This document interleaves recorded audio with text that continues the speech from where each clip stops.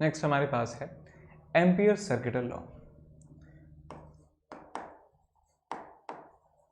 Amperes circuital law.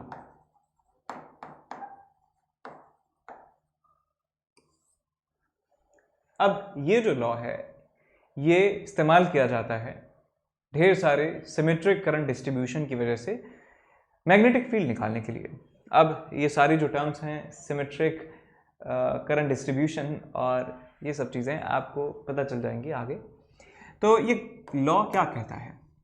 This ampere circuital law states that closed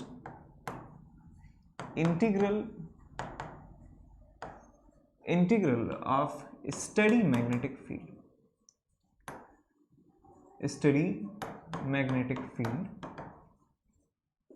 over a closed loop is equal to mu naught times enclosed current I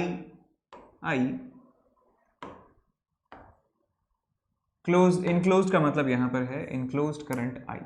enclosed का मतलब है कि जो loop है उसके अंदर कितना करंट है। enclosed का मतलब enclosed under loop।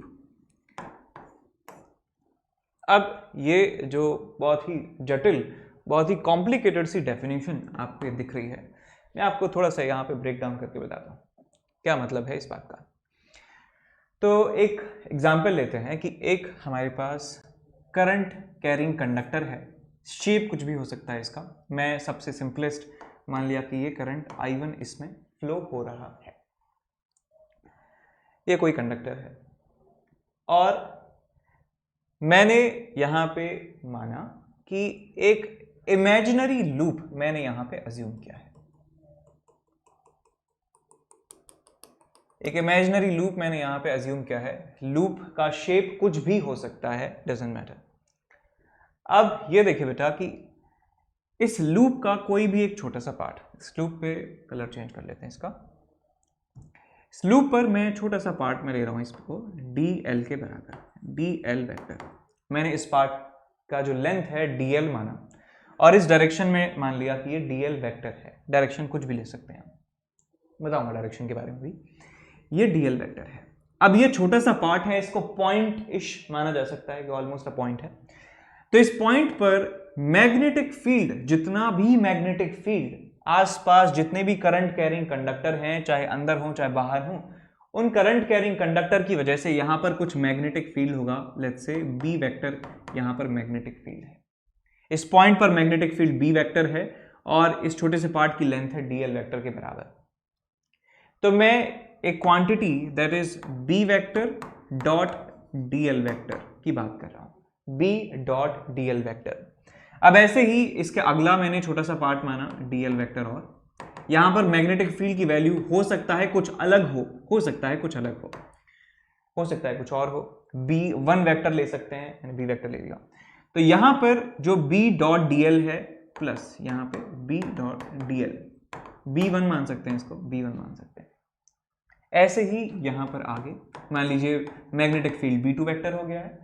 ये लेंथ छोटा सा पार्ट है वो dl वेक्टर है, तो यहां पे लिख दिया मैंने b2 dl वेक्टर।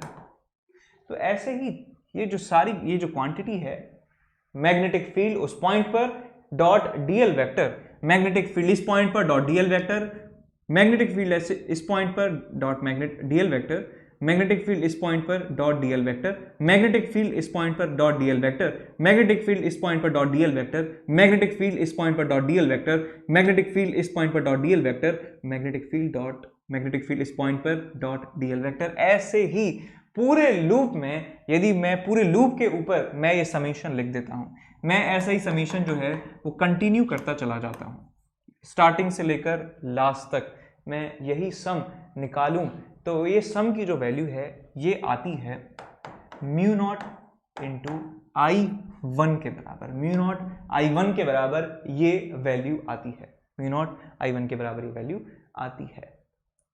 अब इसको और थोड़े से ढंग से फॉर्म में लिखा जाए तो मैं इस पूरे समीशन को कह सकता हूं this summation is nothing but B dot D L, कोई एक छोटा सा पार्ट डी एल जनरल और उस पॉइंट पर जो मैग्नेटिक फील्ड है वो बी वेक्टर है, ये इसका summation over closed loop. Closed loop के लिए ये हम साइन इस्तेमाल करते हैं, this is nothing but this sign से over the loop, over the loop ये इंटीग्रल है b dot D L is equal to mu not into I enclosed, mu not into I enclosed, I enclosed. ये होता है हमारे पास Ampere's circuital law. इस law को कहते हैं एम्पियर्स सर्किटल लॉ। इसको पढ़ते हैं closed integral of b dot D L is equal to mu not into I enclosed. मतलब आप इसका समझ गए कि इस लूप में जितने भी पॉइंट्स हैं उन सब पॉइंट्स पर b dot D L, b dot D L, b dot D L का समीशन होता है mu naught into I enclosed के बराबर, यानी अंदर कितना करंट पास हो रहा है उस पे ये वैल्यू मैटर करती है राइट हैंड साइड। और यहाँ पे जो मैग्नेटिक फील्ड है वो नेट मैग्नेटिक फील्ड होना चाहिए, कितने भी कंडक्टर हों, चाहे अंदर हो चाहे बाहर हो, यहाँ पर नेट मैग्नेटिक फील्ड लिखेंगे due to all the conductors in the vicinity. और आई एनक्लोज जो है ये इस लूप के अंदर कितने कंडक्टर हैं उसमें जो टोटल करंट है वो आई एनक्लोज के बराबर होता है। अब इसमें एक बात आती है साइन कन्वेंशन की। जो आई एनक्लोज होता है इसको प्रॉपर साइन के साथ रखा जाता है। अब देखते हैं कि वो साइन कैसे देखते हैं। यहां पे हम लिखेंगे साइन कन्वेंशन, साइन कन्वेंशन। तो मान लीजिए आपके पास एक कंडक्टर है ऐसे, इसमें करंट है I1 के बराबर, और एक दूसरा कंडक्टर है जिसमें करंट है नीचे की तरफ I2 के बराबर करंट है। ठीक है, मैं दो ही ले रहा हूँ सिंप्लिसिटी के लिए। ये कंडक्टर है करंट कैरिंग I2, इसमें करंट I1 के बराबर जा रहा है। एक इमेजिनरी लूप मैंने यहाँ पे लिया, एक इमेजिनरी लूप यहाँ पे मैंने लिया, एक इमेजिनरी लूप है। ये रियल कंडक्टर्स हैं but this loop is imaginary, this is imaginary loop. और इस इमेजिनरी लूप का भी एक नाम होता है जिसको एम्पीरियंस लूप कहा जाता है, ऑल्सो नोन एज एके एम्पीरियंस लूप, एम्पीरियंस लूप। अब मान लीजिए कि मैं इस लूप के ऊपर डीएल वेक्टर जो है वो इस डायरेक्शन में मानता हूं, मैं डीएल वेक्टर मानता हूं इस डायरेक्शन में, इस डायरेक्शन में मानता हूं डीएल वेक्टर, इस डायरेक्शन में मानता हूं डीएल वेक्टर। इस सेंस में डीएल वेक्टर को मैं कंप्लीट करता हूं ऐसे, DL vector, DL vector, DL vector. तो आपको क्या करना है कि आप डीएल वेक्टर्स जिस सेंस में लिया जा रहा है उस सेंस में अपनी राइट हैंड की फिंगर्स को कर्ल कीजिए। तो ये ऐसे लिया जा रहा है डीएल वेक्टर इस सेंस में, ऊपर से देखें तो एंटी क्लॉकवाइज, नीचे से देखें तो क्लॉकवाइज। तो ये जो आपका थंब है वो ऊपर की तरफ है, तो डीएल वेक्टर की डायरेक्शन में अपनी राइट हैंड की फिंगर्स को कर्ल करने से जो थंब की डायरेक्शन होती है और उस थंब की डायरेक्शन में जो करंट होता है उस करंट को पॉजिटिव कहा जाता है, और इसके ऑपोजिट जो करंट यदि होगा तो उसको नेगेटिव लिया जाएगा। तो यहाँ पे मैं आपको बताता हूँ कन्वेंशन क्या है। डीएल वेक्टर के सेंस में राइट हैंड फिंगर्स कर्ल करने से जो थंब की डायरेक्शन है, थंब की डायरेक्शन है, वो डायरेक्शन जो है करंट की वो पॉजिटिव मानी जाएगी। That direction of current, that direction will be positive, will be positive for current. तो इसका मतलब यहाँ पे इस पर्टिकुलर डायग्राम में देखें तो डीएल वेक्टर की डायरेक्शन में फिंगर्स कर्ल करने से थंब आता है ऊपर की तरफ, इसका मतलब I1 यहाँ पे पॉजिटिव है। Here in this example I1 will be positive, I1 कहलाएगा पॉजिटिव, और I2 जो है वो होगा आपका नेगेटिव, I2 जो है वो नेगेटिव आपका कहलाएगा। तो मैं यहाँ पे यदि एम्पियर्स लॉ की बात करूँ तो यहाँ पे आप एम्पियर्स लॉ लिखेंगे, b डॉट dl का close integral over this loop will be equal to mu nought, I1 को लिखेंगे पॉजिटिव और I2 को लिखेंगे नेगेटिव। ये आपके पास टोटल एनक्लोज्ड करंट है। अब एक ट्रिक सवाल आपके सामने है कि यदि मान लीजिए एक और कंडक्टर यहाँ पे होता, एक और कंडक्टर मान लीजिए यहाँ पर है I3, तो इसको पॉजिटिव लेते या नेगेटिव लेते? यहाँ पे यदि हम इसको लिखते I3 को तो पॉजिटिव होता या नेगेटिव होता? सोचिए जवाब क्या है इसका। पॉज कर लो, जवाब सोच लो। इसका जवाब होता कि क्योंकि ये लूप के बाहर है तो ना इसको पॉजिटिव लेते ना इसको नेगेटिव लेते, इसको इंक्लूड ही नहीं करते, हम इसको इंक्लूड ही नहीं करते बिकॉज इस एम्पियर्स लॉ में यहाँ पर इनक्लोज्ड करंट आता है कि लूप जो माना है उस लूप के अंदर कौन कौन से करंट हैं। तो ये I3 को हम इंक्लूड नहीं करते, चाहे वो ऊपर होता चाहे वो नीचे होता। ठीक बात, आगे।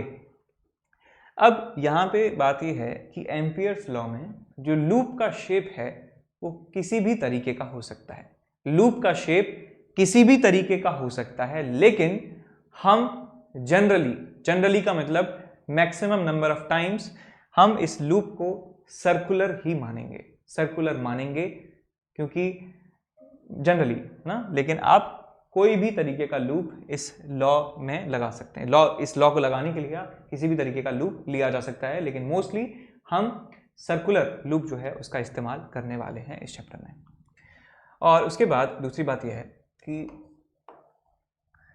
ये जो एम्पियर्स लॉ है ये किसी भी कंडीशन में लगाया जा सकता है। स्टेडी करंट कैरिंग कंडक्टर के लिए आप कैसे भी लगा सकते हैं, लेकिन इसका रिजल्ट तभी हमारे लिए बेनिफिशियल होता है जब हमारा जो इंटीग्रल पार्ट है वो सॉल्वेबल हो। यानी कि हमारा ये जो लूप है, ये जो लॉ है बेटा, दोबारा सुनिए, b dot dl vector is equal to mu not into I enclosed. ये जो लॉ है ये हमारे लिए बेनिफिशियल तभी होता है जब लेफ्ट हैंड साइड जो है क्लोज्ड इंटीग्रल ये इजीली सॉल्वेबल हो। तो यहां पे हम लिखेंगे एम्पियर्स लॉ